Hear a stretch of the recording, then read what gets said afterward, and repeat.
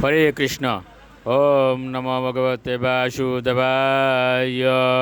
ওম নমো ভগবতে বাসুদেবায়। ওম নমো ভগবতে বাসুদেবায়। শ্রীমদ্ ভাগবত তৃতীয় স্কন্দ স্থানম সৃষ্টি স্থিতি বিংশতি অধ্যায় মৈত্রেয় বিদুর সংবাদ। শ্লোক 6। তা ন কীর্তয় ভদ্রম তে কীর্তন্য উদ্ধার কর্মণ রসজ্ঞ কুনু ত্রিপেত হরি লীলামৃতম পিবন। অনুবাদ: এ সুত গোস্বামী, আপনার সর্বতভাবে মঙ্গল হোক। দয়া করে আপনি আমাদের কাছে অত্যন্ত উদার এবং কীর্তনীয় ভগবানের কার্যকলাপ বর্ণনা করুন। এমন কোন ভক্ত রয়েছেন যিনি ভগবানের এই অমৃতময় লীলাবিলাসের বর্ণনা শ্রবণ করে তৃপ্ত হতে পারেন? শ্লোক 7। এবমুগ্র শ্রবা পৃষ্ঠ ঋষিবির্নৈমিষায়ৈন্যয় ভগবতর্পিত অধ্যাত্ম স্থানাহ শ্রোতামিতি।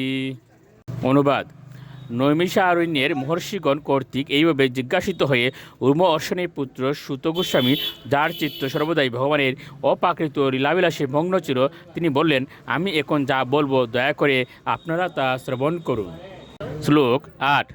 সুত উবাচ হরের্দিত ক্রূর তনু সমায়য়া নিসৈম্য গো রুদ্র নম্রসাতলাৎ লীলাম ইরান্নাক্ষম অবজ্ঞয়া হতম সঞ্জাত অর্ষুমনি মাহ ভারত।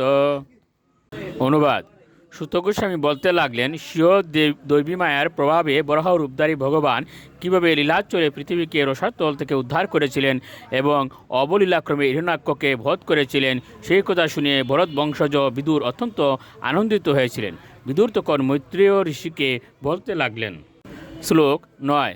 বিদুর উবাচ প্রজাপতি পতিও সৃষ্টা প্রজা স্বর্গে প্রজাপতিন কিমারবত মে ব্রহ্মণ প্রব্রূহি অব্যক্ত মার্গবিদ।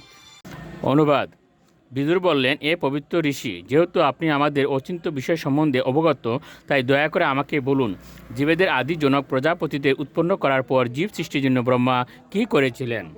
শ্লোক 10।